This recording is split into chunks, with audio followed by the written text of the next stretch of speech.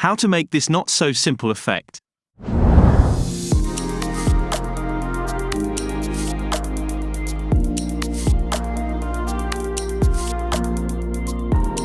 Today's video is sponsored by the Pinocchio.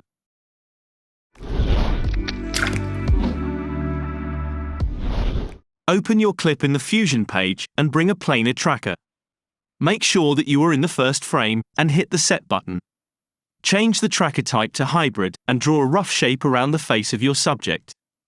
Change the motion type to Translation and hit the Track to End button. Once the tracking is done, select to create a planar transform. Keep this new node to the side for now, delete the planar tracker, and add a merge node. Bring a duplicate node in empty space, connect your clip to this and drag it to the left viewer. Increase the copies to 8. Increase slightly the size slider, and bring down the blend slider to 0.4. Right-click to the time offset slider and select to modify it with shake. Go to the Modifiers tab, and bring down the smoothness slider.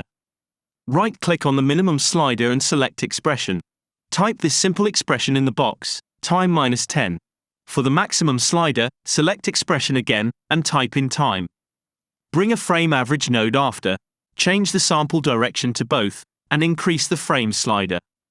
If you want to make it smoother, and also destroy your cheap computer, you can add a motion blur node after, change the motion range to large and increase the motion blur slider.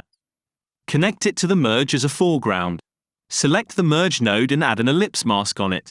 Make sure you are in the first frame again, place the mask around the face, check the invert box and increase the soft edge slider. Now you can bring the planar transform node you've created earlier, connect the mask to the yellow point of it, and then to the merge node as a mask. This way your mask will follow your subject. Play around with the settings, and you can pretend that you are a good editor. If you liked this clip, subscribe to this channel. If you didn't, you don't have so many things to do.